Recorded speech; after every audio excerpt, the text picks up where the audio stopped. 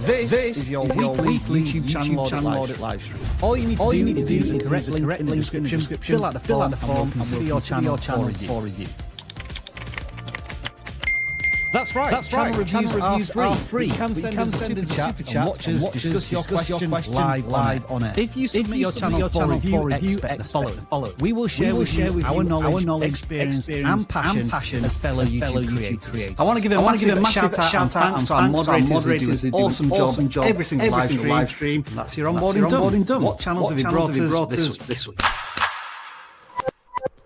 Hello, everybody. Welcome back to vidIQ, where today we are taking a look at your YouTube channels for free. We are going to be reviewing your channels if you are here live with us. Of course, if you are not here live with us and you're watching this after the fact, you can always submit before our live streams, and you might get picked randomly to have your channel reviewed. A lot of channels have already submitted. We're going to get to a handful of those today, and we'll be going over them, seeing how they could maybe improve in various ways. Thank you all for being here. We are going to start in just a second, but I need to introduce our co-host of the day, which is Joe. Hello, Joe. Hello. I've got my fall mug filled with coffee, ready to go. Let's do this. Let's talk about some dang YouTube channels, huh? Some dang YouTube channels. So, yes, thank you for joining us. It's just myself and Joe today. The entire team is scattered around the world, and they're very busy. and we're doing this on our not usual day. And that's a literal statement that people I don't think realize all the time. Our whole team is literally scattered around the world constantly. So it looked like we had some echo during the intro. That was my fault. Sorry about that. That was because I was sharing my screen already, and it had audio up. So that was this. We are going amateur move, Dan. I know. We are going to use it to jump into the first channel of the day, which is Light Bread Hoops. They have 639 subscribers. The channel's pretty familiar to me, but they were the first ones to submit on our channel review form this week. So I thought I'd grab the channel, and because the videos they've done recently, I did not really recognize, but the vibe of the channel was kind of familiar. I thought, yeah, let's take another look and see what they've been up to. So they describe their target audience as basketball lovers.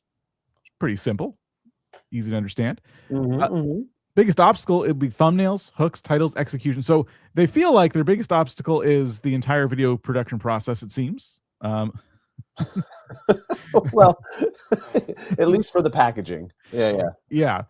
And they want us to focus on those things that they feel like might need work. So let's jump in. Joe, first impressions. We have 639 subscribers, over 200 videos. You kind of see they're posting at a cadence of about a couple videos a month. About 1 to 2 videos a month. 1-on-1. So basketball, I have found out over the last, year or so. I have a son that plays basketball.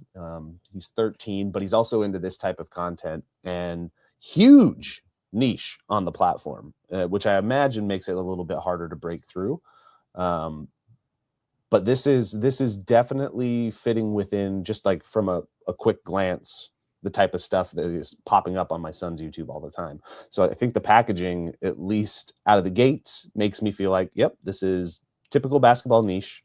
I'm trying to figure out, because there's like 2 different corners of it that I've seen. Is this more just kind of typical one-on-one team playing type basketball, or is this skewing more challenge based basketball content? And it's kind of hard to tell right off of the bat.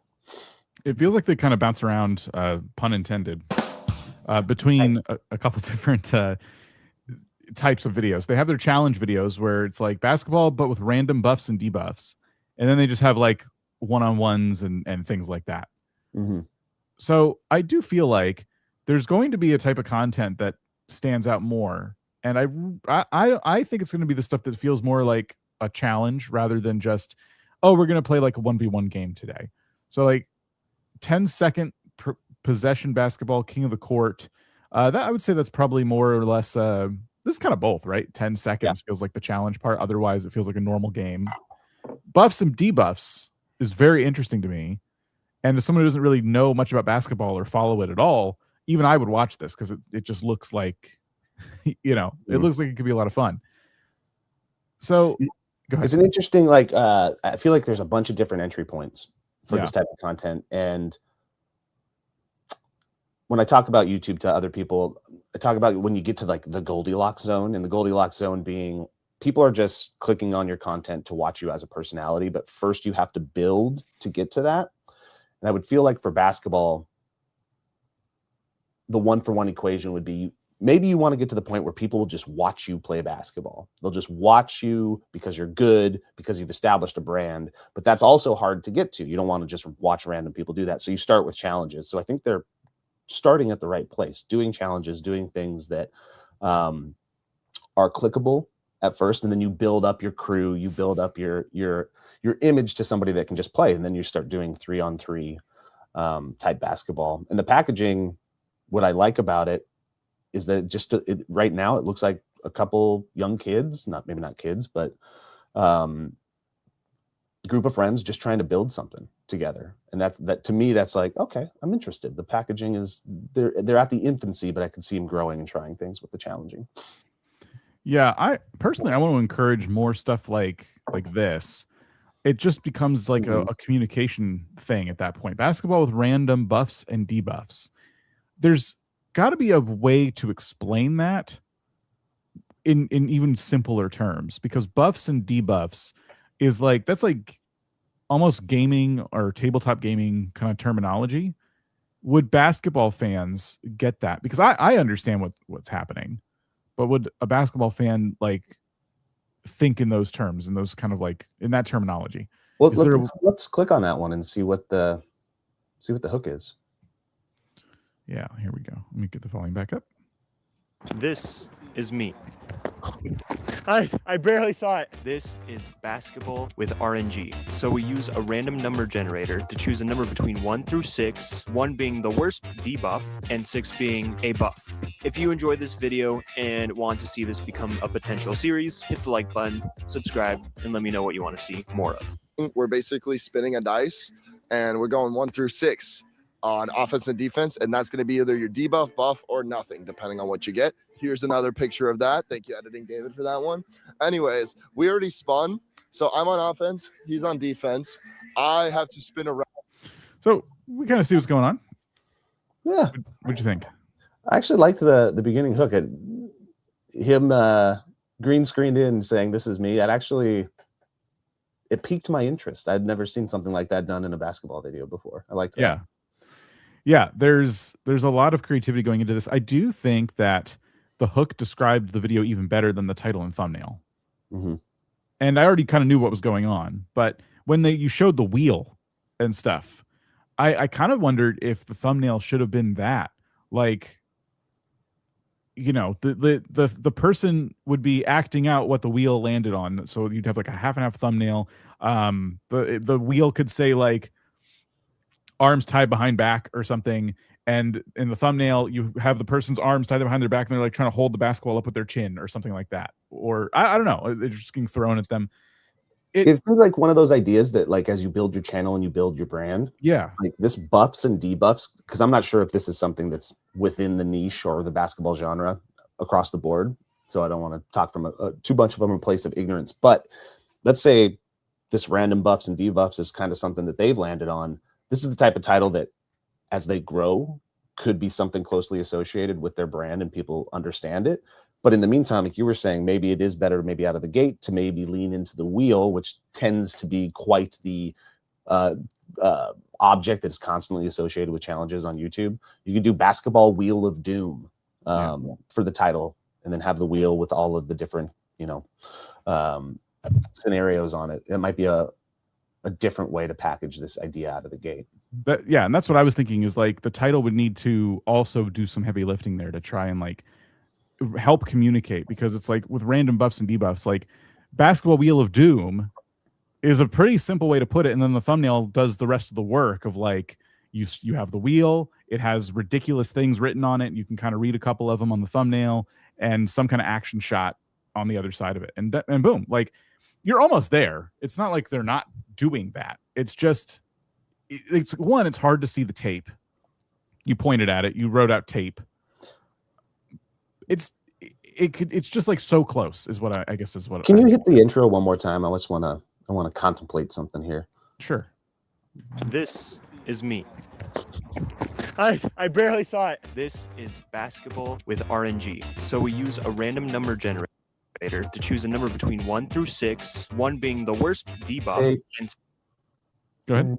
Yeah. No, I'm just like, because my other suggestion was going to be, show some of the challenges a little bit more. And they do that. I wonder if even textual support here would help, kind of even like they did on the thumbnail, like when the tape is going, like tape debuff, whatever this is, pool noodle debuff. Give a little bit more context within this intro for the hook, and I think that'll help with the foreshadowing and make me want to stick around even a little bit longer. Yeah. It's really, really close. And that's one of the reasons I kind of like stopped on that video, I think, is because I can see the potential of this whole channel if you're going to keep doing stuff like that. I would just continue to iterate. I wouldn't mess with this particular video, but like maybe do it again and keep playing around with titles and thumbnails and try to, I guess where I don't want to say their problem lies, but their mindset could shift a little bit. When you look at the form and they say, describe your target audience like basketball lovers. It's like, yeah, that is a good target audience, but this is also not how you play basketball. So I kind of feel like the target audience shifts a little bit when you do stuff like this, because even someone like me is interested in a video like this with my limited understanding of basketball or interest in basketball. So you wouldn't want to say everybody, but maybe your target audience is more or less people who would watch challenges in general. Now, I like a focused target audience. So what I'm kind of suggesting is not focusing as much, but I'm seeing an opportunity to kind of go beyond their total addressable market of just basketball lovers. And that's where I'm getting like really like, when I see people willing to do what this group is doing, I'm like, well, there's a ton of potential here for YouTube. You're getting outside of your enclosed space. You're going out and you're taking your friends with you, and you have people helping you edit, and you already have kind of like a crew, and you could do a lot with that. And it seems like the willingness to like get hit with a plastic sword and to cover yourself in tape and try to play basketball is also there, which, it just makes you stand out. And what they're eventually creating here with the brand is what I like to call the jackass factor. Like if you have a group of friends that like to hang out and again are doing crazy challenges like you're doing, not afraid to mess with each other. It's like good-natured messing around and pranks or whatever. It's less about the basketball at that point. And if you're building the crew and you're building this, it's almost like Jester and his crew. It's Jester's channel, but it's really about him hanging out with all his friends all the time. Keep leaning into that, because then the audience isn't necessarily there for the basketball. They like the basketball, but they're actually there for you because they want to be part of that group. They want to hang out. And parasocial is a nasty word that we use these days, but that's kind of what you're building. So keep leaning into the fun and the silliness of the basketball, if that's the direction you want to go, because some people just want to create basketball channels where they are legitimately just good at basketball. Not saying you are or aren't, haven't watched enough, but I like the way you're going, leaning into the crew aspect of this and just a bunch of friends hanging out, because that's how most people start out on YouTube, and it's very relatable. What's their most popular? Most popular. If I miss, the video ends at 7 seconds long. Nice. And he misses. The video ends when I miss. Love it. That's so funny. Yeah, I remember watching that one. So yeah, we definitely saw this channel in the past. That's more or less a meme. So yeah. I'm not going to say you got to do more of that. But their other most popular video that is like these two here are more in line with what they're doing lately. This one especially. Actually, this is just another kind of meme. The rise of the 6-year-old basketball prodigy. So I think I understand that. That's pretty cool. But they don't have anything that's like super mega standout where I'm like, oh, well, obviously just do this over and over again. What are your opinions on the packaging as far as, we live in this world of, I'm going to keep saying Jester right now or even Dude Perfect, right? They're very high end, flashy thumbs. There's definitely some Photoshop going on these days. Maybe there's even a little bit of AI support. But we're leaning into this world where I feel like the authenticity is becoming more and more important for a lot of viewers. And right now, this has a very homegrown, kids just figuring it out feel, which I think makes it rise to the top a little bit. It's a little sporadic across the board. There might be an argument to try to find some sort of branding within this, whether it's a text, whether it's like somewhat of a style. But do you think they need to level up the look of the thumbs, or is this like, hey, we're just a bunch of friends figuring it out aesthetic, something that you think kind of leans into the success for them right now? I think given the environment that they're shooting in, and like just seeing like this video and just kind of working with natural light and stuff, it would be difficult to take a thumbnail photo without doing this amount of work to it to try and make everybody pop. You know, I could tell they're saturating the colors a lot and doing a ton of work. But I say that because it'd be kind of cool to see what these thumbnails would look like if they were less photoshopped and looked a little more, looked real, but still they still have to be good pictures. They still have to like if you took away all the Photoshop from this one, I would say that would be a mistake, because it would be really difficult to see the people. It would just look like a very flat image. So I don't know. But this is like a photography lesson that we don't have time to go into. Am I even answering your question? I'm shaking off the dust. It's been a whole week and more since I did one of these. I need a warm up. I think it's the ideas. The last two videos didn't hit, and they just look like kind of general basketball games, you know. 1v1 with a 15-second shot clock. There's a lot of text here. There's just a lot to kind of like wrap your head around before you realize, oh, so it's just two people playing basketball. And that's what I was going to say. Like, it kind of goes back to that. Like, I don't know if you're there yet, where the audience is like, I want to watch this personality play just basketball yet. You'll get there, but you might have to, again, be creative with your choices with more of like the challenge type aspect games that you've been playing. And then eventually you and your crew will get to the point where it's like, watch us play 3-on-3 basketball. And I'm sure that's the goal eventually, but you might need to make some more specific choices before you get to that point. But it's also worth rolling the dice every once in a while. You know? My advice would be to keep leaning into stuff like this, because I think the total addressable market is larger, and find ways of packaging it so it's understandable to as many people as possible. You know, it's still a video about basketball. I'm not saying to try a different sport or anything like that. It's just try to figure out how to communicate this concept to as many people as possible, and really like think about your packaging over everything else. Let the execution of the video be whatever it is. Have fun covering yourselves in tape and whacking each other with plastic swords. Totally fine. But I think this right here is packaging. The only other thing I'd say was, if you did watch this video, was like, get rid of the subscribe call to action so early. Like, there's a good 5 seconds of the intro or more spent on just saying the words. If you like this kind of content, want it to be a series, maybe consider subscribing. Save it to the end. If you're meeting me for the first time, like, it's very unlikely I'm going to hit that button. Think about the newest viewers, and you know. And I'm not sure if you've been doing this or not, but lean into like basketball culture a little bit more. There's a lot of memification of like the NBA, and the NBA like basically just serves up their footage now to use. You could do recreating the best shots in NBA history. There's a lot of stuff like that out in the basketball world, where casual and bigger basketball fans kind of, when they're browsing, they fall into finding that type of content. So don't just play basketball, lean into basketball culture, use the world to your advantage. How do you get LeBron James in one of your thumbnails? How do you get Jason Tatum? And leaning into that. I don't know if you're 2K players or not, but there could be a world there. But yeah, it's a culture, and like I said, Dan, it's a massive niche online. It's really interesting.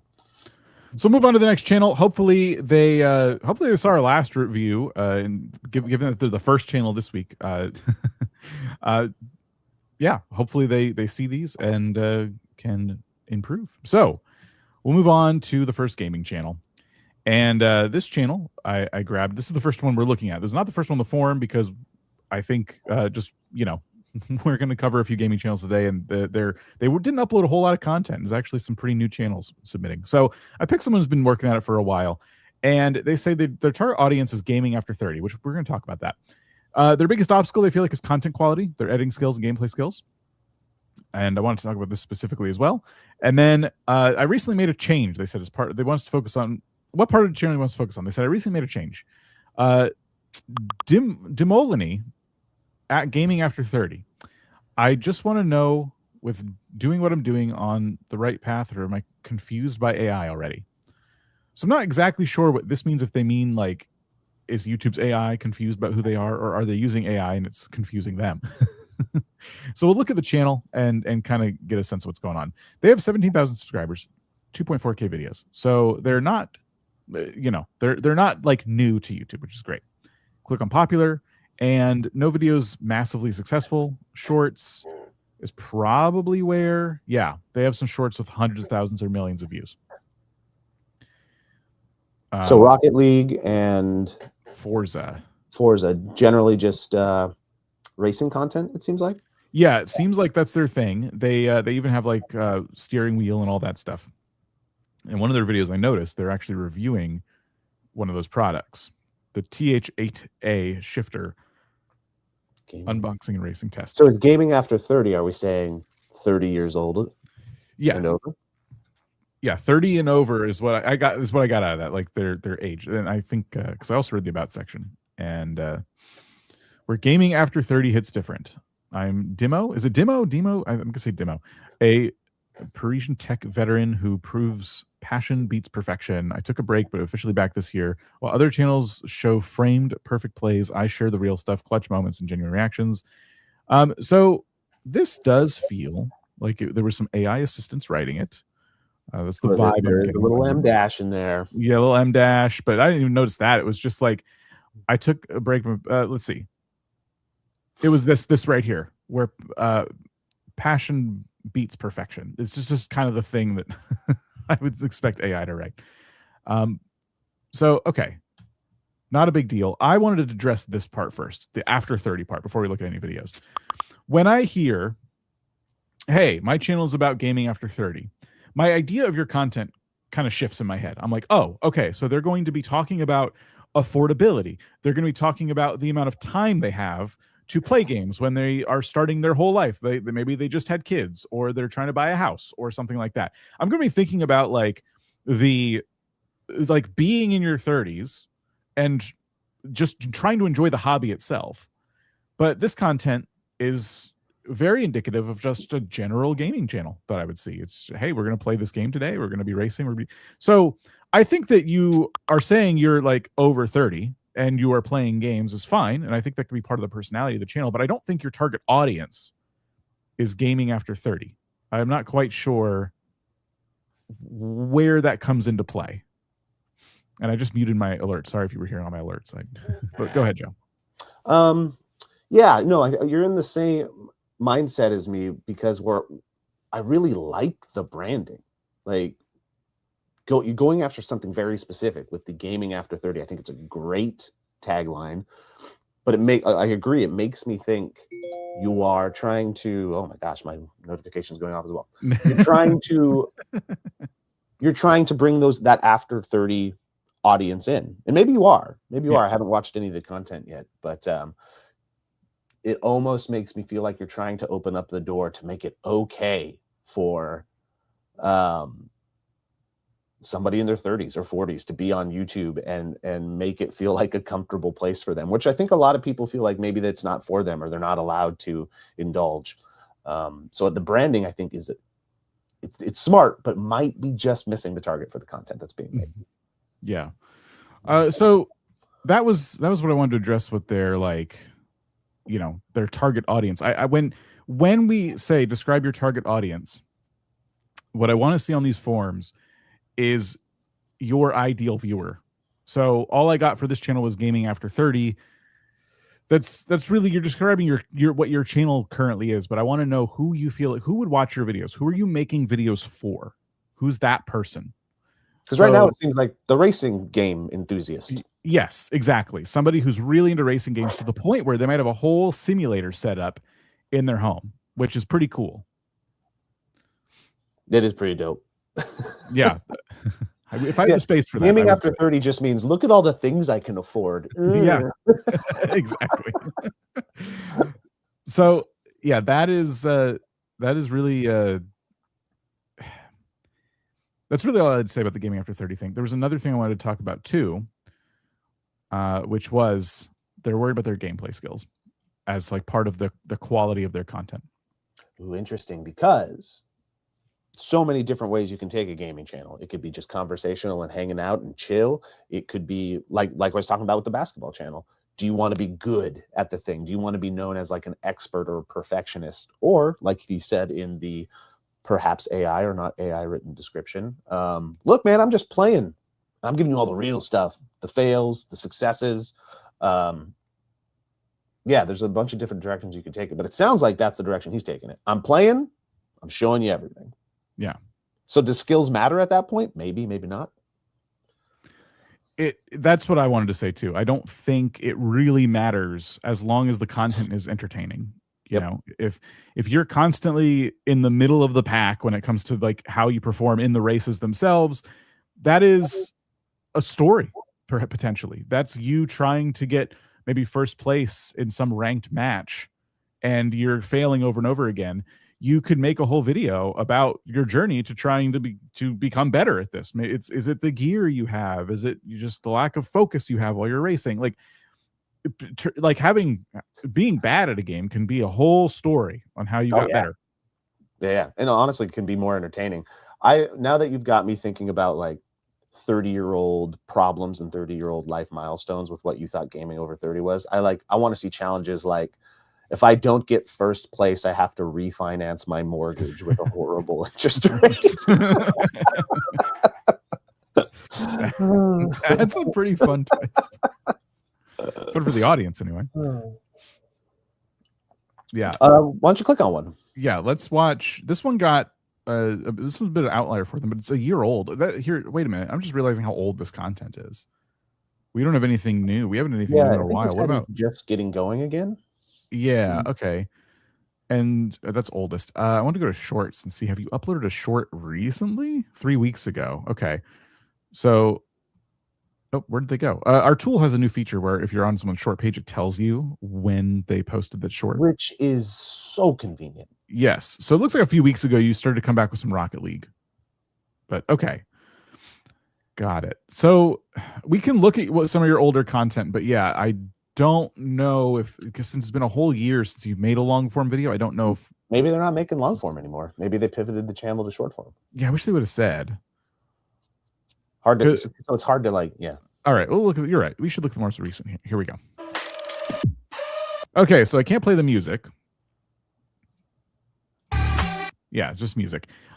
What I would say is this, while the shots I'm sure are very impressive, this is the kind of thing I guess I've come to expect from shorts when it comes to like Rocket League and things like that. This is the type of thing that I personally swipe away from because I'm not really interested in watching someone just play Rocket League with just music. I want to see people doing stuff with the game. I want to see some personalities.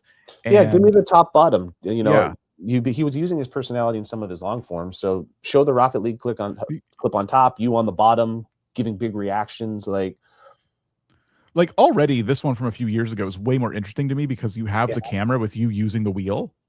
Yep. And it looks different when you're swiping, when you're going through your stuff. Like you said, if you just got this random Rocket League clip and you're not wanting to watch Rocket League in that moment, you're going to swipe. But this looks different. I'm like, oh, okay, this is intriguing. This is the pattern interrupter on the swipey poo. Yeah, this is way more interesting to me, and I can see why that video got so many views. So hopefully what we've said so far has been helpful. I wish there was some recent videos so I can get a sense of where you're at right now.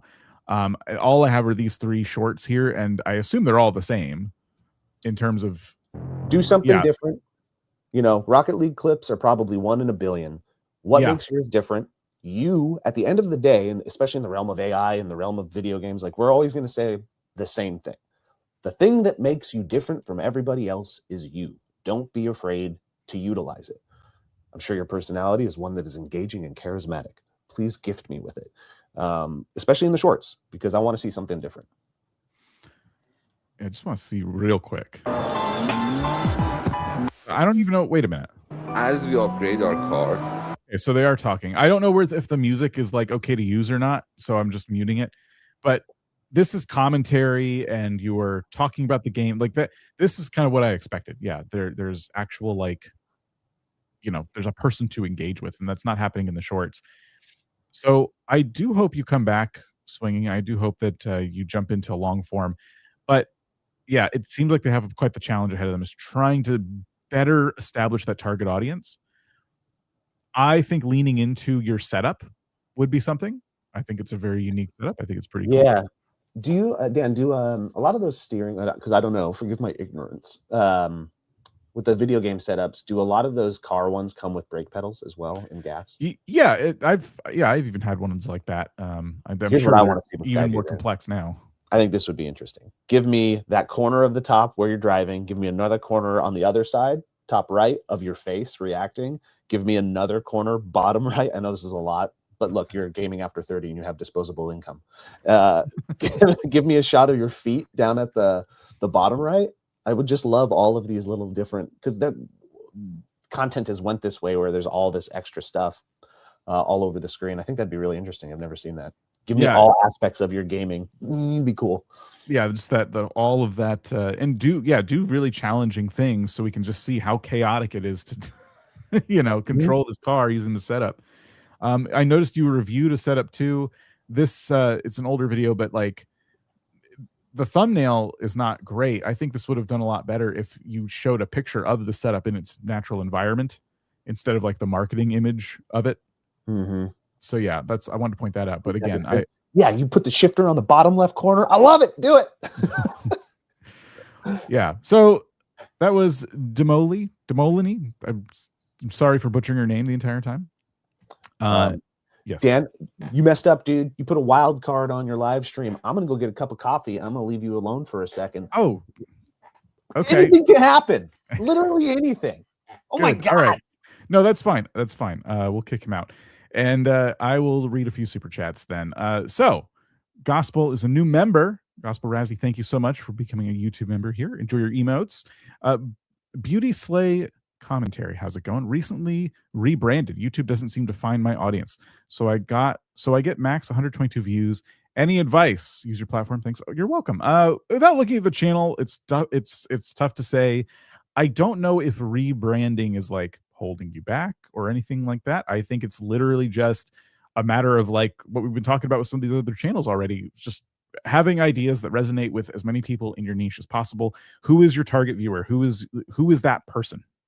And try and determine that so you can determine your total addressable market. So it is Beauty Slay commentary. So is it commentary about products in the industry? Like that could appeal to quite a few people if you're giving your take on new products that are counterfeit or bad or things like that. So it's, again, without looking at the channel, it's really tough to sit here and speculate. But that's what I would say is it's not so much, well, I rebranded and it's still not working. It's going to be your videos are what people are seeing first and foremost. They see your thumbnail, they read your title. The last thing they're really worried about is your channel name or the picture on it. That's all secondary to like, well, what is this video interesting to me? And I think putting yourself in the viewer's shoes is really helpful. You're watching TV, you're trying to find something to watch. And are you looking at the channel name first before you click on a video? No, you're seeing a thumbnail and going, oh, well, that's interesting. And then you're sitting back and you're watching that. So best of luck. I have no idea how to pronounce that name, and I've butchered enough names today, but I will say Year of the Horse might have more awesomeness. No idea where that comment came from. I think we're on the basketball channel when you sent that. So maybe it was about one of the videos there, but I apologize if I'm not understanding your comment. Thank you for the super chat though.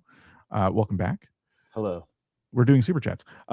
Wandering Gunslinger Gaming says I just hit 8,000 views on my channel. I'm hyped. Congratulations. That's awesome. Keep it up. Sundance Survives says, do you feel using shorts is a valid way to funnel viewers to your long form content in gaming channels? No. I do not.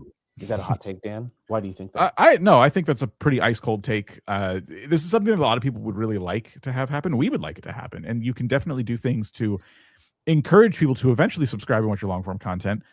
But I think you got to respect the shorts audience is in a different place than the long form viewers. Watching a short has a completely different intent than a long form video. Consider what you do when you're watching shorts. What are you doing something else? Is it a secondary thing you're doing? Are you kind of mindlessly scrolling? Are you interested? If I tell you, hey, can you get off the shorts feed for a second and come over here and watch this video? Like this 10-minute video I made? You're probably not. You're probably just looking for quick hits. and that's why it's so difficult.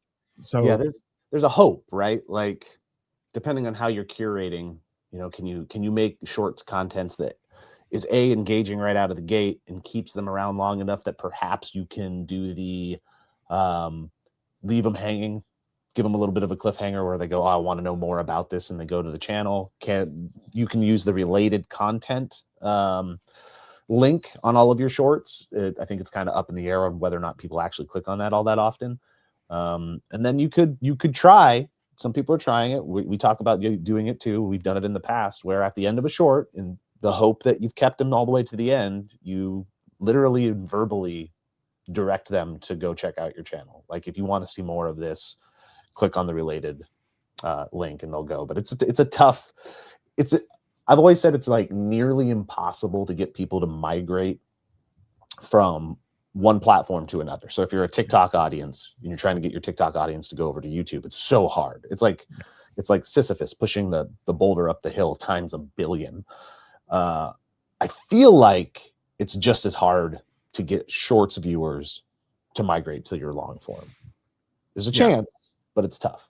We have the ability to stream on Twitch and YouTube at the same time here, like with this software we use to do the stream.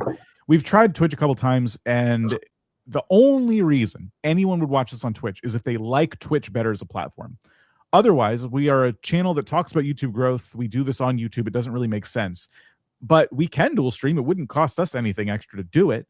The thing will combine the chats for us. It'll be seamless, and it just doesn't seem like something we should even bother with. But I guess let me ask. I don't have a poll up right now, but let me ask all of you: if we had the option to watch the stream on Twitch, like, would you prefer that? And I imagine a few of you are Twitch viewers who might like that because maybe you have Twitch. What's it called? The thing that gives you ad-free Twitch. You know, Turbo. Maybe you have Twitch Turbo, and you would prefer that over YouTube. I don't know. But when I stream on YouTube and I stream on Twitch at the same time, and I get a fraction of my viewership. I dual stream? Nope. I get a fraction of my viewership on Twitch, but the viewers who go there are glad I did it because they're like, oh, nice. I prefer watching here. But it's really hard to get people to migrate. If I wanted to become a Twitch partner, if I wanted to really push people over there, it would be tough. And I have to accept that, YouTubers preferred. To be fair, I just stick with YouTube. Twitch, but Kick would be better. So, well, a Kick lover. Not me. Yeah. Twitch is dying.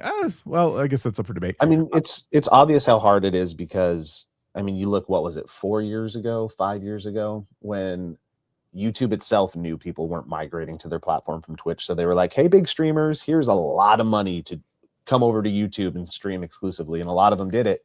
But then once their contracts were over, they went back to Twitch. A lot of them did. Mm-hmm. Or they started dual streaming. So I know Shorts is on YouTube, but again, we treat Shorts like it's its own platform because it kind of feels like it is. A lot of people think it should be its own app.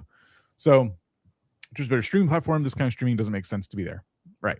So like, if we were suddenly very interested in Twitch, a lot of you probably would be like, have fun, and that's that we would have to figure out how to grow there more natively. Which I heard is a nightmare. Yes, you kind of do need the YouTube presence, ironically. Leo, thank you for your weekly super chat, which you do not owe us. Very, very kind of you. Hope you're doing well. Eagle Ranks says, any way to overcome the plateau? It's tough. It's definitely tough. I think for me, I'll share a little personal insight. Like when I'm posting videos and they're not going well and I'm plateauing, it makes it harder to make more videos because I'm not feeling good. But that's like the last thing you want to be doing is not making videos because you're not feeling good, because you're just going to continue not feeling good because your old videos are just sitting there collecting dust and you're not making new stuff. So it's kind of a mindset shift, which I know is not super helpful to say, but you got to get more reps in. It's reps. You don't want to feel like you're banging your head against the wall creatively, because that also leads to burnout, unfortunately. But it's reps, but it's also consistent education and like looking into best practices, right? Take your rep, but what did you learn from it? Maybe you hit that plateau, but what are like 3 things that you did right that you think are repeatable, and what are a couple of things you did wrong that you could improve on? Whether that's the hook, whether that's packaging, looking into doing your research, being a good YouTube taker-inner, and looking at the best practices of people that you enjoy watching, or that are from people that are successful on the platform.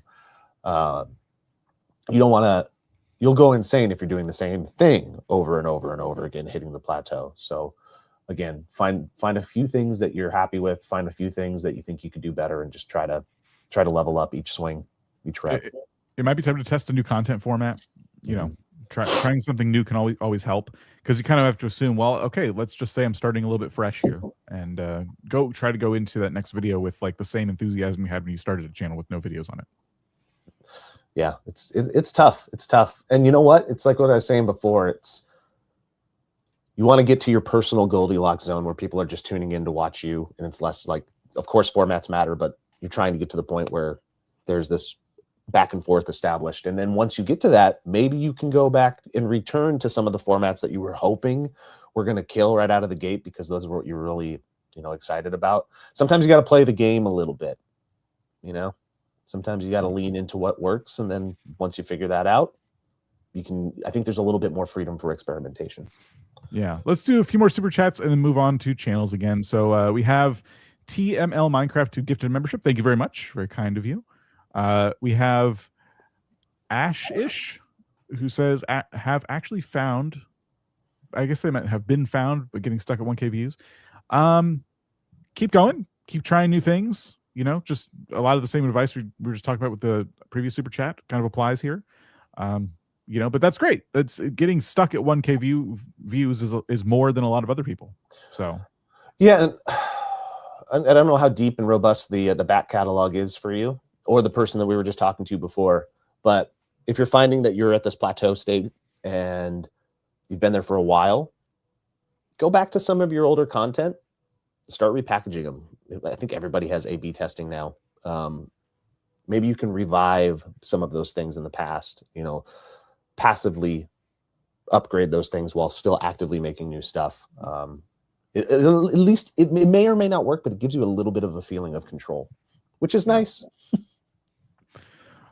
We have Cosmos here, who just reached 1,500 on their channel. 1,500K is a lot more than 1,500. So I'm going to assume you're at 1,500. Congratulations. Hell yeah. Congratulations. Hell yeah. And last one for now, but we'll come back to these. Haley says, your video today on hooks, your examples were all shorts. Does this info apply to both longs and shorts? Yes, I would say yes. Absolutely. Absolutely it does. Shorts are an easy one to talk about when it comes to hooks, because it's the only thing they rely on to get views, like just hooking people. But all of that stuff definitely still applies to long form videos. The basketball channel we watched earlier, like, we felt like the hook was good. They have a person with a blindfold on trying to scramble to find a basketball, and then the future version of it pops up and like, this is me. And yeah, it's wondering how I got here. Like, hook for short form, for the most part, is hook. But for long form, it's hook and. And when I say hook and, it could be hook and I think my internet might be a little slow. Sorry. Oh, good here. Hook and what? Hook and foreshadowing. Like, that's what the basketball video did quite well. Right? These are challenges. Here's some of the things visually that you're going to see throughout. So it's, yes, those hooks work. Get the attention, because it's the same thing. You have 3 to 10 seconds on a long form video before the evil mouse click of doom goes and finds something else. So it's apply the learnings, but then after that, what's going to keep them interested in staying for the whole thing? And it's almost like a video is a journey of a bunch of little hooks and a bunch of little foreshadowing. You got the title and thumbnail, but once they're in there, there's no promise they stay. But if you have a hook that's as good as a short, I mean, that's already doing you a lot of favors. Yep. All right. So yeah, we'll come back to super chats a little bit later on. Okay, so I did not pick too many channels ahead of time today because we have a lot of different little things to get to. So let's start with memes today. I want you all to start making your memes here soon. So I'm going to pull up our memes of the week from last week. Memes of the week is something we do whereby you make memes and we pick our favorite one to be reviewed. Unfortunately, the video screen is really small. Let's see. Okay, there we go. So here were the memes from last week's stream to give you an example of what we're looking for.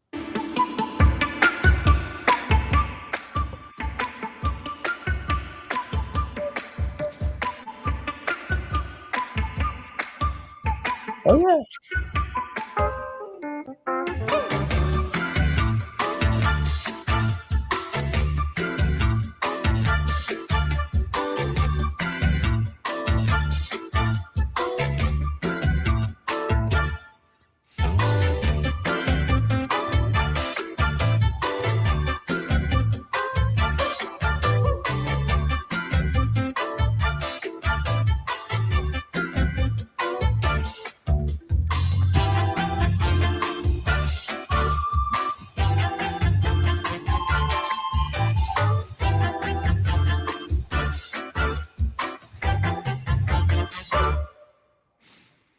So there you go. Memes of the week. Now, Joe, I once again did not prepare any meme fodder. Would you like to put yourself up as tribute again? Sure, let's Memes do of it. the week. Okay, we're volunteering Joe. So get your screenshots ready. You know, you can do whatever you need to do. We'll pick our favorite one in a little while, and we will review that channel. Oh, you froze. That's great. Okay, there you go. All right, I gave 3, I think. Yeah, you got a few in there. Okay, so there you go. Best of luck. Have fun, and meme me good. Yes. Meme me hard. He's writing the dialogue for you too. That's great. Wild card, Dan. Cool. Anything happen, dude? Anything happen? It's great. So, Wild Card Joe. Speaking of wild cards, we are going to start random selections now. Random selections are super easy. The way it works is I use this and I pick a random number. It's 25, and I turn on my keyboard again, and we go and we check out channel number 25. It's on the non-gaming forum. We'll switch between the two.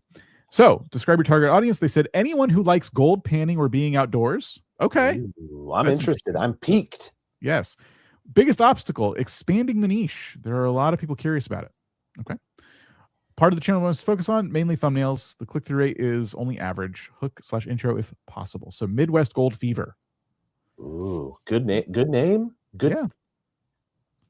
Good niche. Good name. Not the first gold panning channel we've looked at, or it could be the one we looked at in the past. I don't know. So they have 1,200 subscribers, almost 150 videos. My kids got me a gold panning and prospecting kit for my birthday, along with 2 bags so of gold. real. I'd never panned for gold before. I was instantly hooked. That's awesome. The about section already makes me like this person. Yeah. Okay, so they mentioned thumbnails. They said they feel like their click-through rate is average. So new video, gold in Indiana? Heck yes. Early Spring Creek prospecting. You can find gold in Indiana. Okay. Your title is, you can barely see it with my mouse cursor over it. You can find gold in Indiana. I think that's your title. I found gold in Indiana. I found even better, especially if you did. It looks like you did.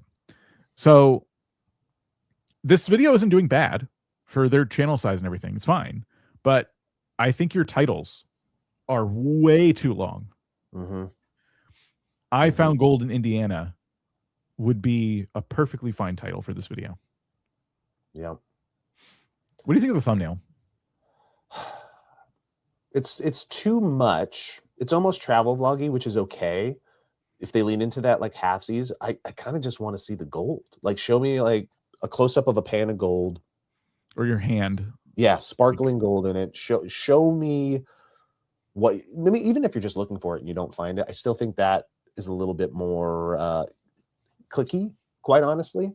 At the risk of sounding gross and leaning into something that doesn't make me personally happy, but I know it's on here. Like, look, there is a very big hustle, for lack of better word, tech broy, get rich quick contingency of people out in the YouTube world, and leaning into the getting rich, finding fortune, gold, money signs, stuff like that, I think would behoove you a bit in the packaging. Yeah. You're somewhere between like finding fortune, which is like treasure hunting. It's almost like gambling to a sense, like will he or won't he? And again, a travel channel. And you kind of got to, I think, mix the two, because I do think location is probably just as important. And if you're doing that, like a really beautiful shot of where you're at, as opposed to just kind of, there's a lot going on in this thumb. Yeah. I think simplifying everything, the titles and the thumbnails would be good. Mm-hmm. I noticed they're trying to put their logo in a lot of thumbnails. I don't think that's really necessary. A lot of text and just a lot of elements here, but we can definitely like scale all that down and just keep it super simple. Look at this outlier here. Yeah. So I think there's something interesting here. Like, you also might be accidentally tripping and falling into something that I've never heard before, but could be quite engaging. Family channel gold prospecting. Seriously, like, I want to watch this family be a family. Like, a lot of people live vicariously through the family content. But watching you just experiencing life and doing this hobby with those you love, that's addicting. Like I always say, passion is addicting. If you watch somebody on YouTube that genuinely is just sharing the things that they love, and you're doing it double there, prospecting, and look at my dope wife, and we're doing this together, there's something to that. And I think there's a reason why that's an outlier. Yeah. Let's watch the latest video a little bit and just kind of see how we feel.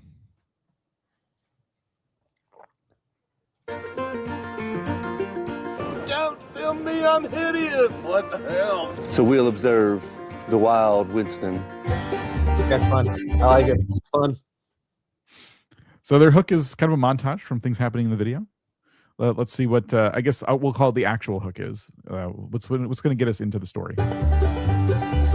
How you doing, folks? Tom. And Chris. With Midwest Gold Fever, and we took advantage of this 75-degree day in early March and come out here to the creek. Next 3 days is supposed to be like below freezing and 15 degrees one night and nasty tonight with bad storms. And man, we just could not resist getting out here today and trying to get some gold, folks. Yeah, we've been dealing with some heavy rain here lately, and this creek has flooded completely out. It's changed. It's completely changed. There's gravel where there wasn't.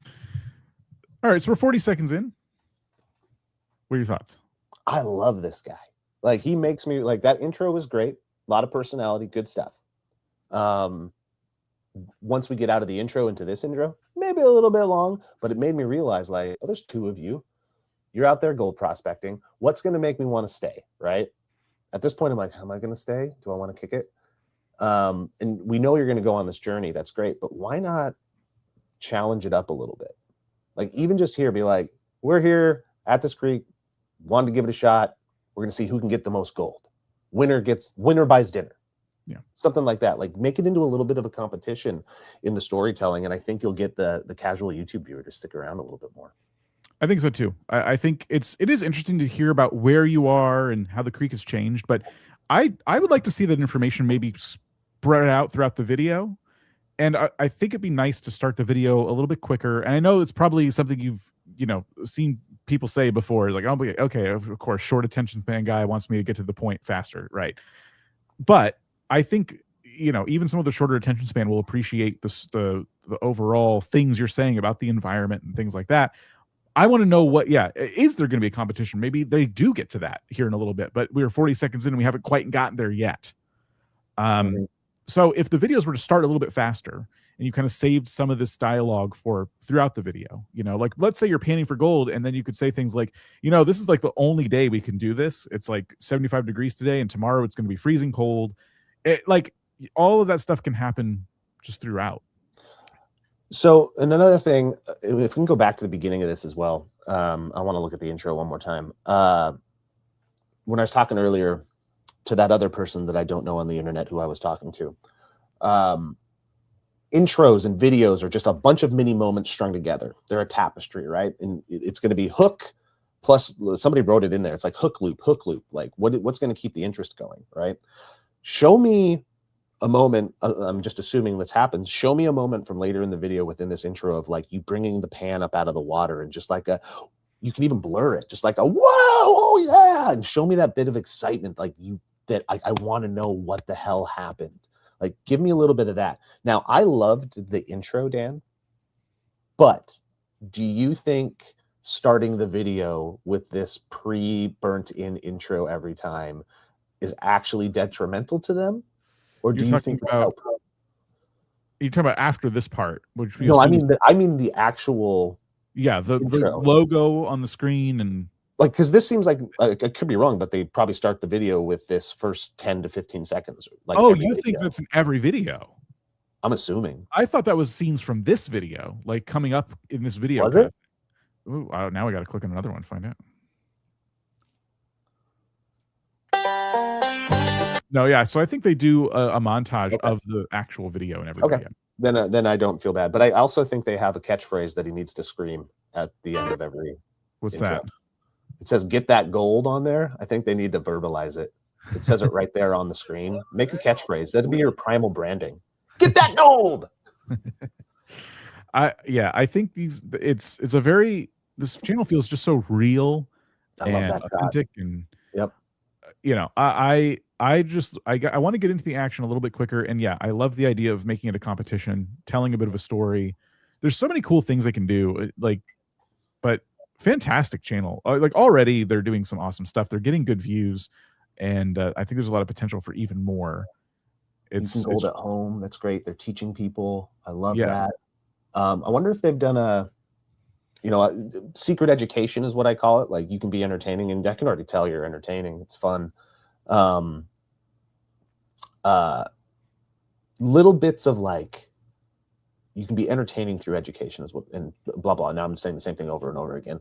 Like, I'm interested in, like, show me a handful of gold that you found, and then show me the journey of you maybe taking it to a place to turn it in, and show me how much money you get for, like, the work that you put in. I think that'd be very, very interesting. I'd be like, oh shit.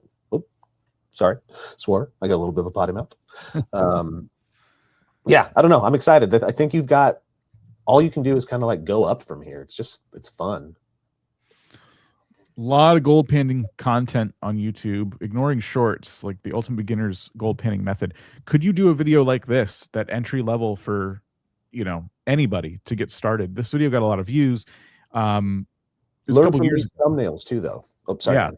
No, I was just saying it's a bit older, but no one's toppled it in terms of a new updated guide. Mm-hmm. Perhaps you could do your take on this. This could bring in a lot of new viewers.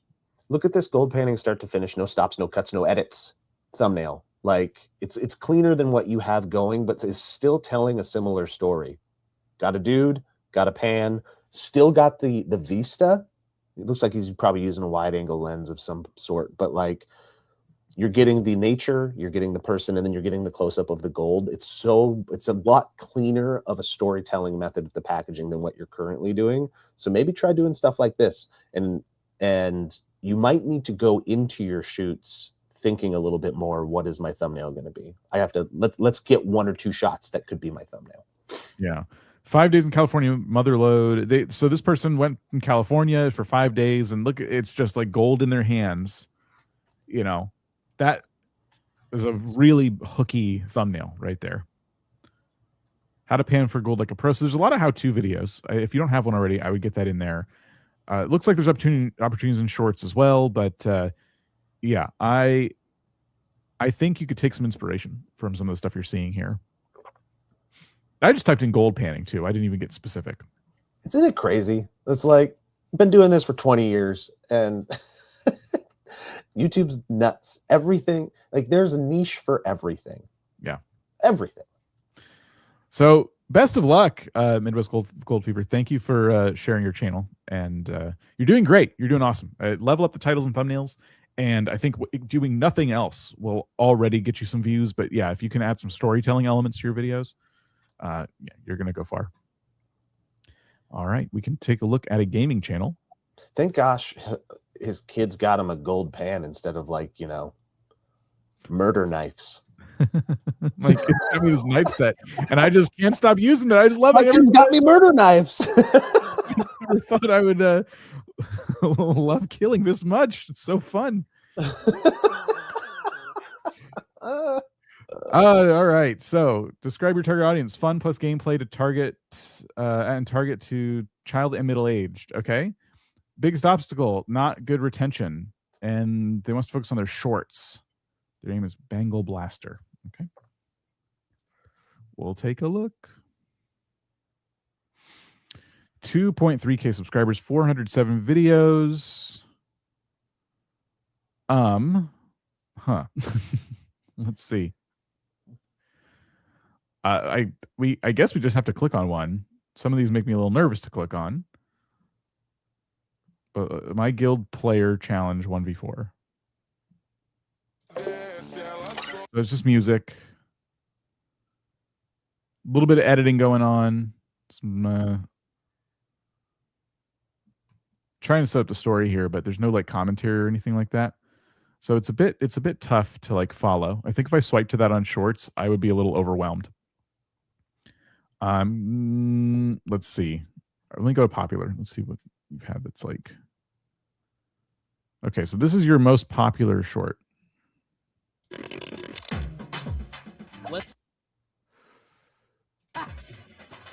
So yeah, I don't know what exactly is going on. You know why? I mean, the reason that's the most popular. I mean, that's a good retention moment with the hacker caught. You want to be like, oh, yeah, let's see what happens. I hate hackers.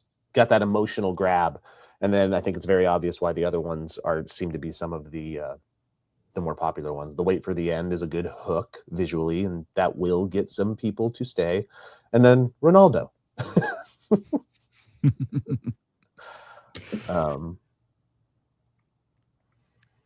6 hours ago, 3 days ago, 5 days. Okay, so yeah, I'd say you're uploading quite a few shorts here, which is good. You got a lot of shots at the target, but it's pray and pray.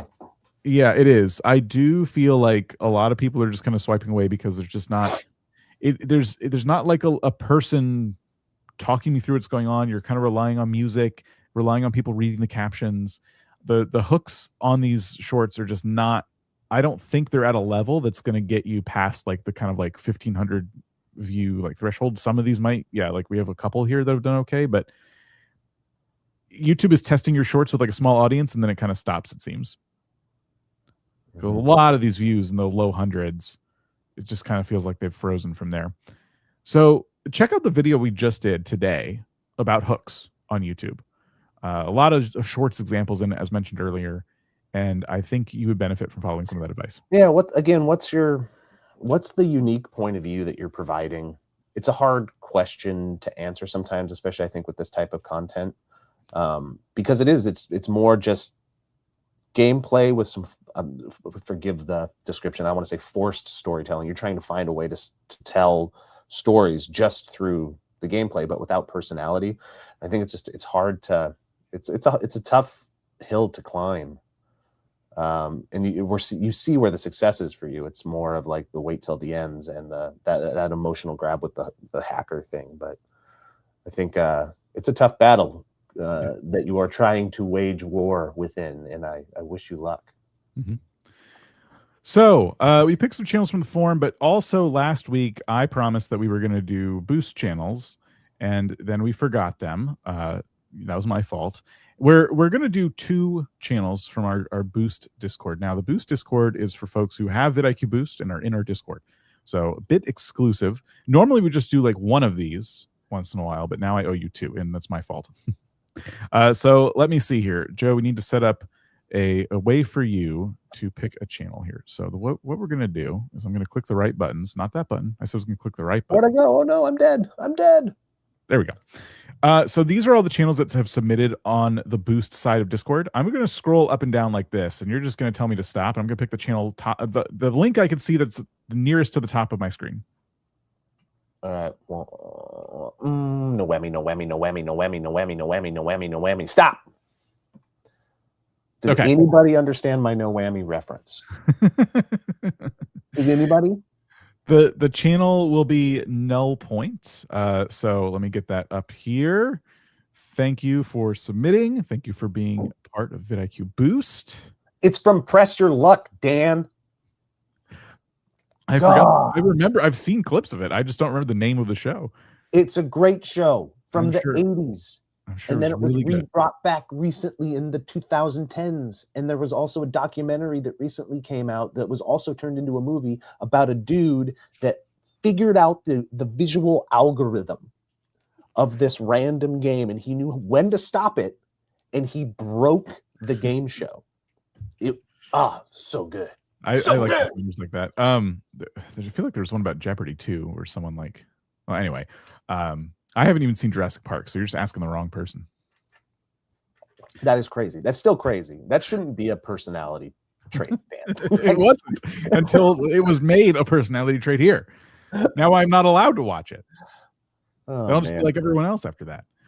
Okay. Null point. 161 subscribers, 10 videos. So we're kind of just getting started here. Leaning into the minimalism trend with thumbnails a bit. Yeah. Definitely a thumbnail style here for sure. Their top video is from 4 months ago, how 3 teenagers created the internet's biggest botnet. Oh, okay. So this is, what's the about section say? I make videos on hacking, incidents, cybercrime, data breaches, and mysteries of the deep web. If you're fascinated by tech mysteries, hacker culture, and true crime storytelling, you're in the right place. Okay. Look, they've got a style. Mm-hmm. They got a channel focus. They have a thumbnail style. Definitely feels like this is not their first stab at a YouTube channel. Mm-hmm. The focus is like really there. 1 month ago, 1 month ago, 1 month ago. So about what, 1 video a week? Is that what we're looking at? Yeah. I kind of feel like something's up. Like you started off really strong with this video here, and the views have kind of trickled to these levels. And maybe if we watch a little bit, we'll get a little more insight here. Or maybe this resonated with the most. Let's try the teenagers one, since it's the biggest one. Now, my fear is that we're going to hear AI voice. Yeah, that's what I'm feeling too. So let's see. 21st, 2016. October 21st, 2016. Something strange started happening across the internet. Security blogs went dark. Connections failed. Pages timed out. Entire websites just disappeared. Twitter, Netflix, Reddit, Spotify. just a random whistle. It didn't start with a government or a foreign cyber division. It started in a dorm room with 3 kids playing Minecraft. What they built wasn't meant to destroy anything, at least not at first. They just wanted to win, to flood their rivals, to corner a market. Kids taking down society. That's something that I'm like, okay, that's cool. Like the storytelling hook definitely makes sense. AI voice? It might be. I feel like it might be this is like, if I'm being really cynical, they are using an AI voice, a good enough one, and then they're using AI generated clips, but they're very consistent. They're careful about making sure their clips are consistent. That is if we're leaning towards, did they make this with AI? Now let's consider they're taking a very long time to upload these videos. This video is from 4 months ago. They only have like a handful of videos. There could be zero AI, and we're just so used to seeing people make faceless channels like this, where we just don't know, and we're just kind of now I just naturally assume. Look, AI or not, like the AI that he landed on, if it is, or they landed on, is like it's I think there's, like you said, consistent storytelling across the board, visually. So like there is a brand, but my question is this original? Or is this kind of like a niche bending thing, and they're like, this style is also popular elsewhere? Like, I don't know.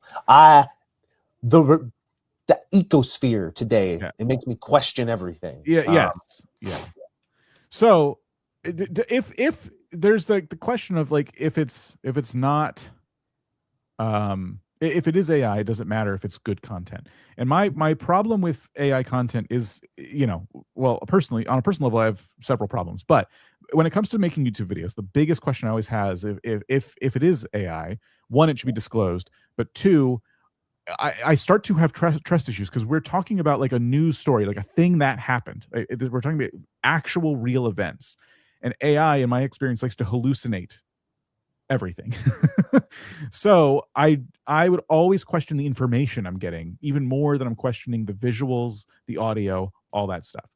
Especially if you're giving out like, hey, this is a thing that happened. I'm going to tell you the story. I want to make sure I can believe what I'm watching. I want to trust what I'm watching.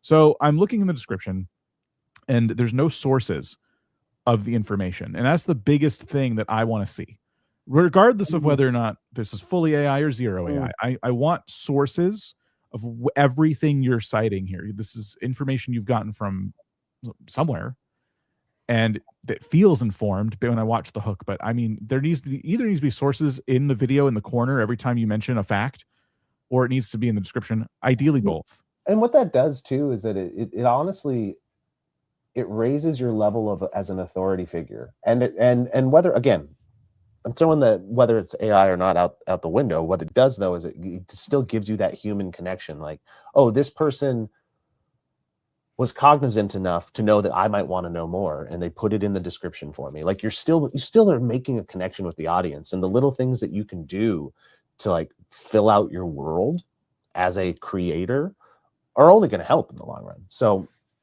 I think you're right there, Dan. I'm kind of like, why did this one do so well compared to the others? And I think I think the title is for sure, like, again, 3 teenagers taking down the man, or you know, somebody made a comment about the text too, and I agree that the text style does not seem to fit the overall feel of the piece. I think you could make that feel a little bit more in line with the visual storytelling that you're doing. And I don't know if it needs to be in the middle of the screen. Yeah. Just staring at this image. So the story is like these kids are playing Minecraft. The reason I think it's AI footage is because what is this? What is this device? And here's like a bottle, you know, and then that's not Minecraft. So anyway, like that's why it might be AI generated. Now, the reason it's important in this case is because you're asking us like, hey, how do I get more views? What's going on? Is because right now YouTube is cracking down a lot on AI slop. Is your content slop? Well, I don't know. I don't know. I don't have the sources of your information. Maybe it's really good information and you're just using these tools to make the video, and I don't care. That's fine. But you know, if YouTube has started to crack down on this and you're noticing that like, hey, I'm making videos like I always did, but I only had one video take off and everything else is stuck, it might be because you're falling into that pit that YouTube is putting people in if they feel like the content is low effort, whatever. My only like thing where I'm like, well, I don't know, is because if you're using all these AI tools, then you might be like pumping out way more videos, but you're only doing like a few videos a month. Yeah. So, you know, I'm trying to put my own biases aside when it comes to this. I'm just trying to look at this as, you know, storytelling, simple and as a channel. And, you know, I think the packaging is good. I think the titles are good. Yeah. You've picked a style. It's one of those things, like Dan was saying, if it's not falling into a crackdown or getting throttled for reasons outside of your control, I'd kind of be like, just keep moving forward with the path that you're on, and you'll find more things that hit like that teenager video, which also happens to be, I think, the best thumb composition as well. That and the love letter one. Yeah, I saw a lot of people bringing up Fern, but I'm so like, oh, do we think that thumbnail style is similar? But I don't know. I'm not really. Maybe it's the presentation style that people were referring to. I'm looking at these titles. They hacked the casino with one phone call. He hacked the FBI without writing code. And I guess if I were to let's not worry so much about how the content's made for a second and just talk about the thumbnails themselves. These are interesting looking thumbnails. They definitely have like a way of making you go, oh, I know who made that video. It, you know, if you're starting to get fans, it's null point. That's a null point video. That's a null point thumbnail. But are they doing a good job of telling the story? Like, I don't know. I mean, at first I'm like, oh, these are good thumbnails. But now the more I think about it, it's like one phone call, MGM hacked. It's kind of, he hacked the FBI without writing any code. All of these titles feel like they should be paired with almost a newspaper or something, like you know, like a Washington Post article.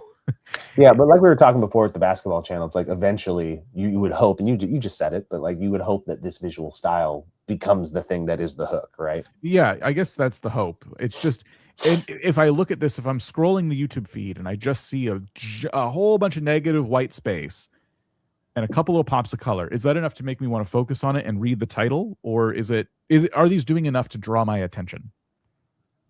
And I don't know. I can't really answer that. It would be interesting to see this channel's analytics, because you know, if they're getting a really low click-through rate and YouTube stops recommending the content, that could be the answer. But yeah, this is a tough one. It's definitely a tough one. Really interesting that an early video did so well for them, and then nothing has taken off since. And look, what I could see this falling into eventually, even though we're complimenting the fact that it found a visual style, the way that the VO works and the way that the storytelling works, I could see this just falling into somebody turns it on in the background and they're just listening to it almost like a podcast as they're doing their chores or something. Yeah.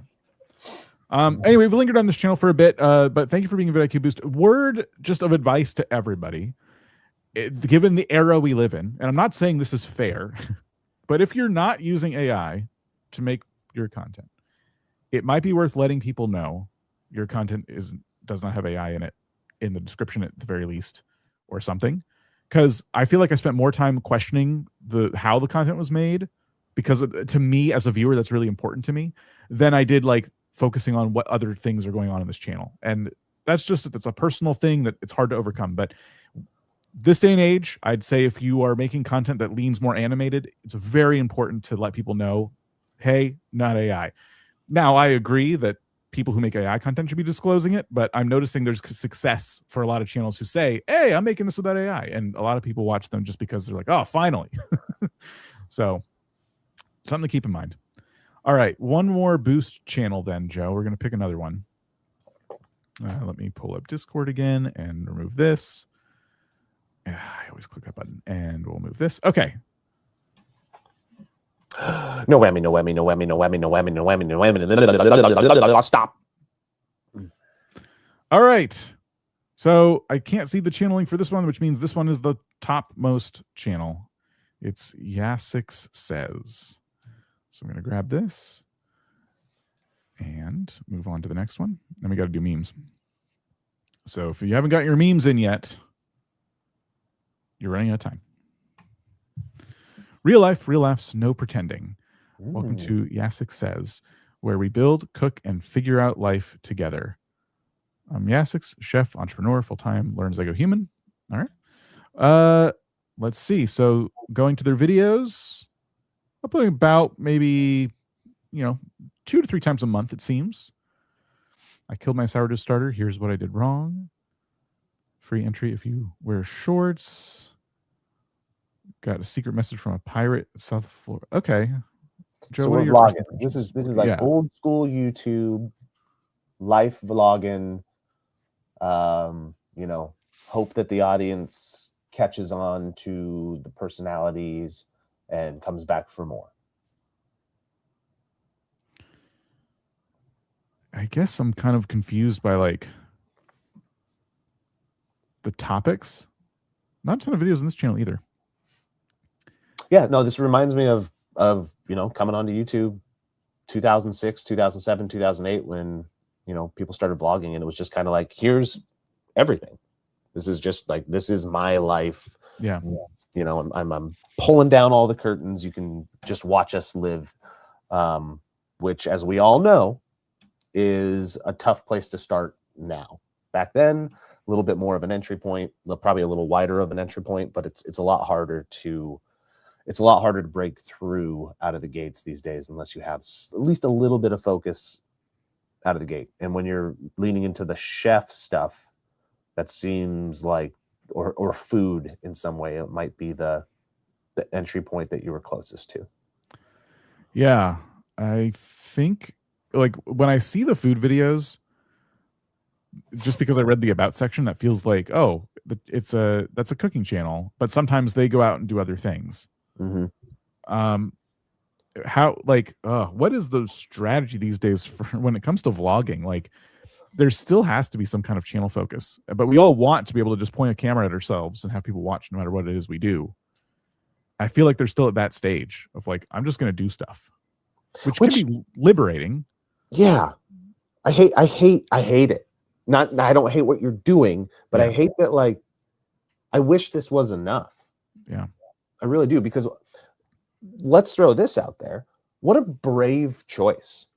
Like, to not only film yourself, but like give yourself to the masses. Like, it's not an easy choice to make. You're opening yourself up to all sorts of hopefully success, but also criticism. And, you know, it's tough, and disappointment at times. And I see that this, you know, it is your struggle finding the niche.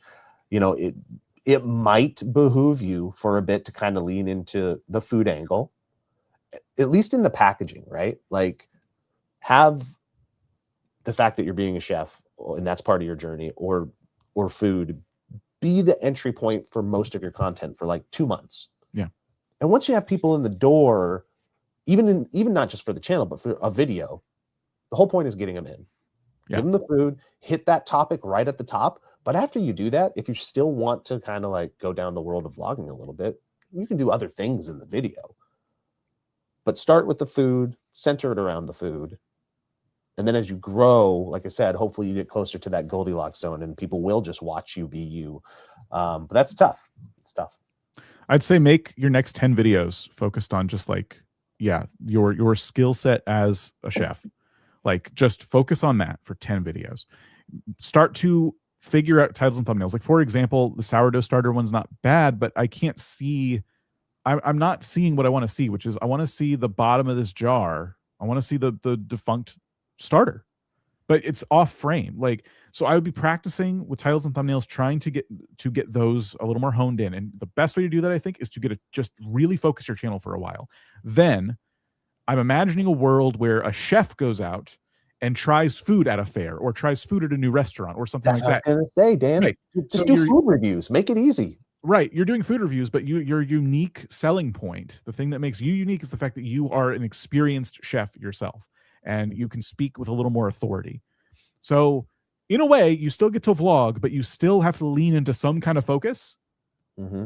And I think you want to, for leaning into a focus, it's about leaning into your strengths. And if your strength is, I'm a chef, then lean into that. If you have other strengths and you want to bring those in the future, great. But let's establish a baseline first and worry about expanding the niche beyond that in the future. Red text on thumbnail is so hard to read. Don't do that anymore. Yeah, don't do red text on thumbnails. But yeah, as you're building out that world and you build your audience will come to play, and the audience will fall in love with the things that are surrounding you. It looks like, I'm going to say husband, maybe, the dog, the people that you're surrounding, you're like, still pepper them in, still let them be part of the journey. And then naturally what you're trying to build, which is this world, your world, the surrounding and everything surrounding you, those become characters in it anyways. And you won't feel like you have to force it, but start with a little bit of focus, and then the reverberations will be like concentric circles, like you threw a stone into a pond, and that stone was your choice to focus on food. So best of luck, Yassix. Thank you for sharing your channel. Thanks for being a member of vidIQ Boost. Links are down below if you want to be a Boost member yourselves and get access to all of our tools. Now, we are going to look at memes of the week and pick a channel from there. But first, let me quickly tell you that there's going to be a stage here soon. Hey, look at Coach Nasser. So we're going to be talking about turning viewers into diehard fans, which is something that our last channel was trying to do.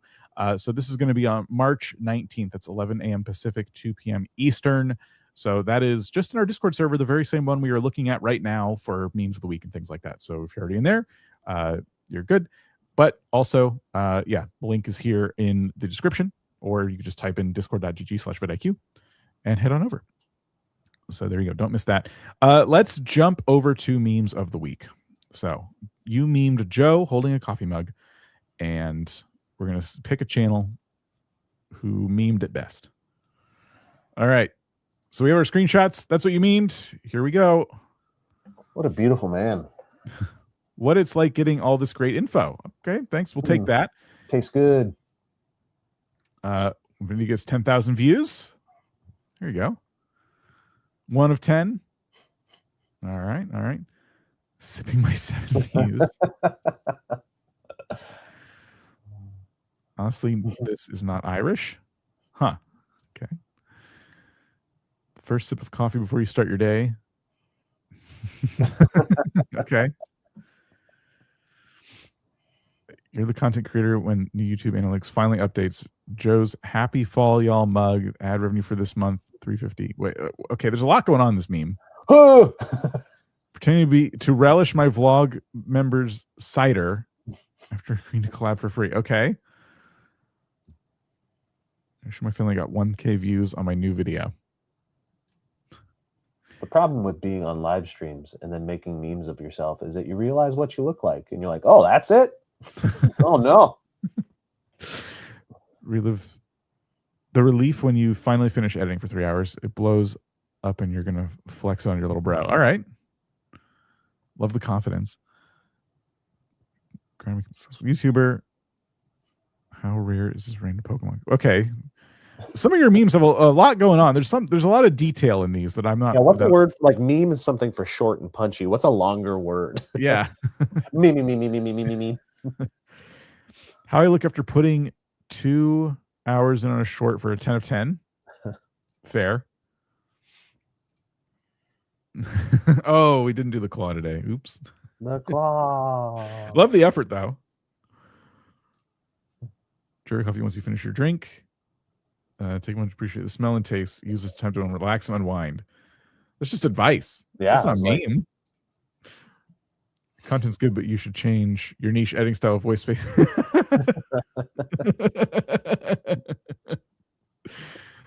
Oh, and that's it. I'm gonna go with sipping on 7 views. Okay, sipping on 7 views. That one tickled me. Okay, so it's Mystic Vortex YT, and we'll be taking a look at your channel. 7 views. Okay, so Mystic Vortex, 93 subscribers, 133 videos. They're a college student making mostly Minecraft content for fun, and they don't have an upload schedule, which is fair. Totally fine. Okay, Dan, I feel like this is in your realm. Oh, okay. I opened my own cafe in Minecraft. I trapped my friends in Minecraft escape room. Completed a Minecraft building competition. All right. So this has got to be like an impossible niche to break in. It is tough. It's definitely tough. Nothing. Well, I would say nothing. This one kind of took off. Copper Golem is here, and it's interesting. So this was about like an update, and this is from 6 months ago. I think one of the issues is like they're not uploading nearly enough, I'd say. I mean, they're busy taking their generals. Yes, they have college. And I'm looking at the thumbnails and I feel like what they're doing is super high effort. But it comes in so infrequently that it's hard to get that snowball rolling. Also, I hate to say it, but I just don't know if the intrigue is enough. I opened my own cafe in Minecraft. The build looks interesting. We're way zoomed out. You say you opened your own cafe. Those words make me feel like this is on a server, and maybe there's like people, you're kind of going to be interacting with people with it, or something like that. But I'm looking behind it, and it's just this desolate kind of landscape, you know? So I don't even know if it's the right way to explain what it is you built. I think what you're doing is probably because of the building competition and stuff like that. You're probably an experienced Minecraft builder. And in order to get views in that niche, it's going to be tough. It's so saturated. You need to lead with like your best work, and everything needs to be a spectacle as much as possible. So Minecraft Courtroom Chaos, I'd say out of all the builds I see here, like the courtroom is probably the most intricate looking build. And it's still, I'm still a little bit overwhelmed by like the amount of texture and everything in there. There's a lot going on in this, like around it. But yeah, I think when I see build, like let's see, Minecraft church build, for example. Try to get you. This is what I'm talking about. Like spectacle, like make people go, holy crap, which takes time. But I'm just pointing out as like, this is your competition. Or how to build a church tutorial, easy. This looks really nice, and I'm being told it's easy. So if I want to impress my friends on my Minecraft server, I might watch this because it feels this. I look at this and I'm like, I could build that, but it also looks awesome. So this could also be count in that spectacle thing. But now you're saying like, I'm going to teach you how to build this. It's nice and it's easy. I'm going to make this approachable to you. Now that like now it adds value. Again, do you think there's room for like? This is probably already there, and again, this is just outside of my realm. But like, build challenges, like Minecraft church build 10-minute challenge or something like that. You know what I mean? Like you could do that. Yeah. Gamify it a little bit, perhaps.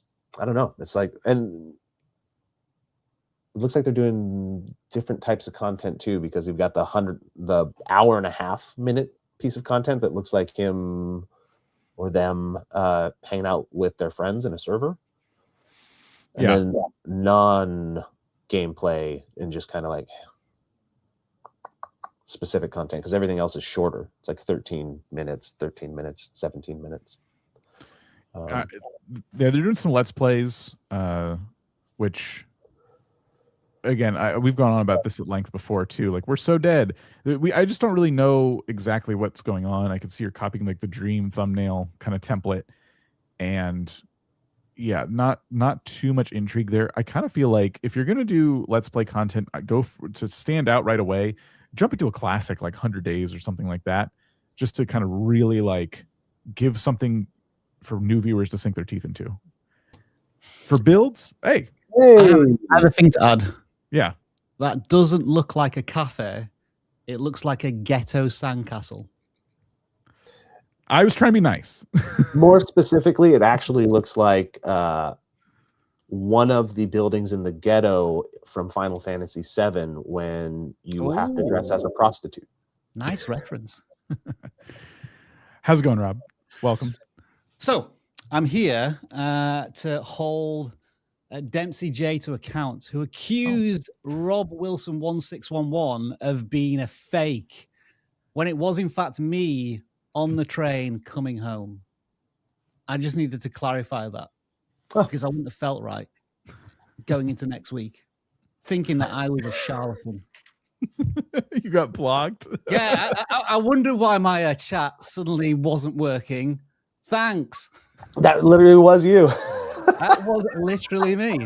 Yes. But I think you should keep me blocked so that next time I try and do it, I just can't get anywhere. Man, That'd be fun. Hey, everybody, how's the stream gone? Was it fun? You weren't even supposed to be here, and you couldn't help yourself. I just can't. You're right. I love you all. Stream was great, dude. Yeah, stream has been good. I've been taking it real slow today, and I've noticed people would like us to get onto more audits. But I noticed, Dan, two audits in the first 47 minutes. Yeah, we did That's great. Probably me. That's probably my fault. But we did see some dope gold panning, and that was fun. Now, that channel, I was just thinking, oozing authenticity all the way through. Why have I got a roller in my hand? I'm kind of... This is what happened this morning. My wife came to me and said, how long have you been wearing that t-shirt? And I said, a couple of days. So she started doing this at me. You know, because I was in front of actual real people today, so I had to look partially presentable.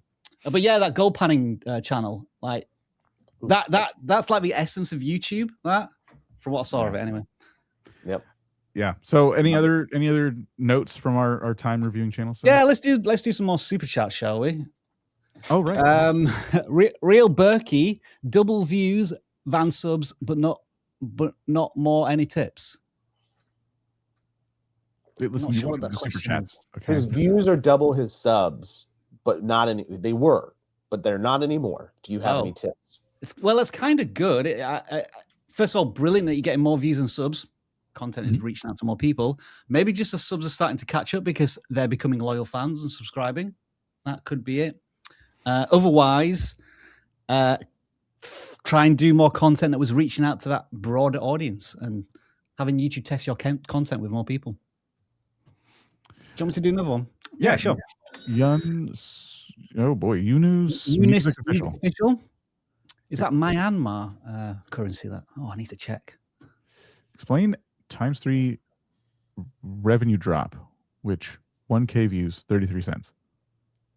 It could be seasonal. We've moved into a different part of the year.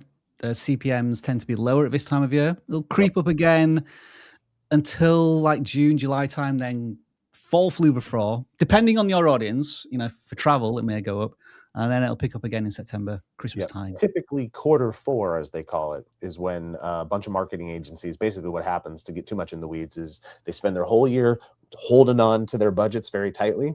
And then the Q4 comes and they're like, oh my God, we got to spend all our money, because they need to spend it so that they get the same amount or more in the next year. So then they flood the market with the rest of their budgets. And that's why the CPMs go up. Bodies Stitchy. How to stay motivated with low views and burnout.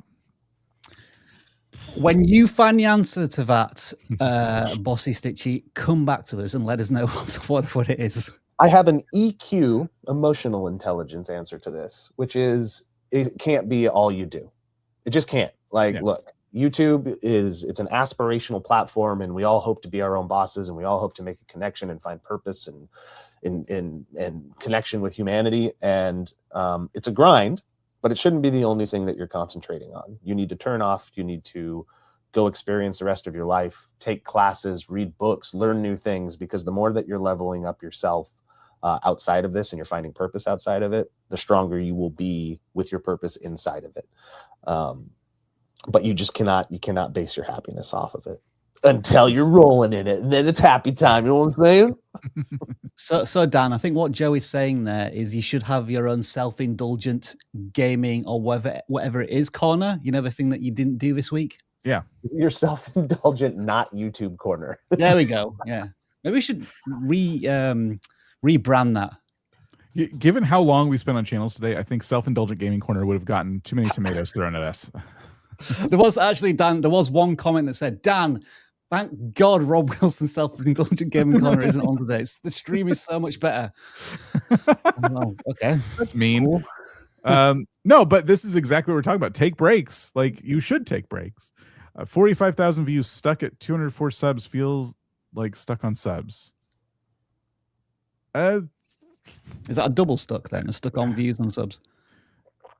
So maybe that's the total views for the channel, and they're stuck at 2. I would say keep uploading videos. Don't worry too much about getting hung up on I'm only at 200 subscribers. Just keep the snowball going. If you're getting views, let people get used to you. They will subscribe in due time.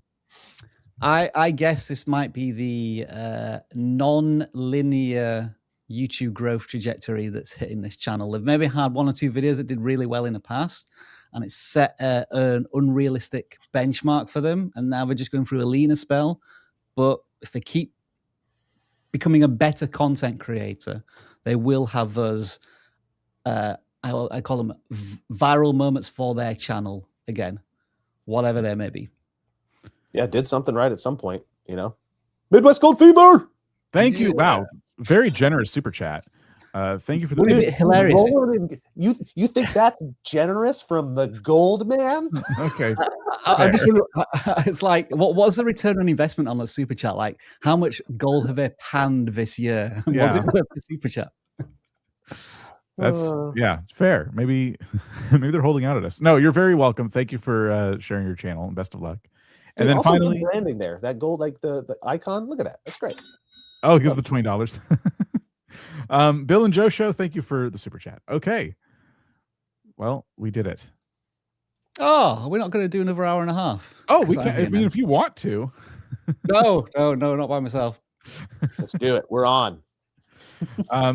Well, Rob, what was your favorite channel today? It was a gold panning channel, I think. Without seeing any of the other ones, I just thought that hook, not the hook, but just the first minute that you showed, and it just felt raw and authentic in a way that it was just 2 dudes who are friends chatting to the audience who would feel like friends as well. And it was unapologetic. I know you were talking a lot about the how the intro may be a bit slow, but perhaps that is exactly how it should be pitched to that particular audience. But that's that's open to debate. Yeah, it was one of those ones that like you just be sitting here and then you couldn't control it. You would just smile. I just found myself going, "Oh, I like this guy." A lot of personality there. Infectious personality. Yeah. Mm-hmm. And it wasn't try hard either. That's the other thing. Authentic as hell. So that's the stream for the week. Rob, thank you for your contributions today. I know you've been pulled a really long day here. I really just appreciate you being here the whole time. And well, I appreciate you two covering a little bit for me for the stream, because I know I should have been hosting this week, and I will be hosting for the next 2 weeks either, Dan. So you're pulling triple duty, I think. Yes. We'll play around with the format. Maybe we can move a bit quicker. Maybe, I don't know. We'll get a timer. Dan, I 100% guarantee it was me. Don't worry. I tend to be verbose in the dumbest ways. I'm very chatty though, and I do like to dive deep on channels. So yeah, maybe we're a bad combo, I suppose. So the timer isn't because I want to look at the channels less. It's because we have to. Charismatic and delicious. Charismatic. That's our new YouTube channel name. Charismatic and delicious. Has nothing to do with food. So we'll be back next week, probably Tuesday, probably the regular time. Thanks, everybody. Have a good one, and goodbye. Well, I still get paid the same amount for doing 10 minutes of a stream. More, actually. That's what I heard.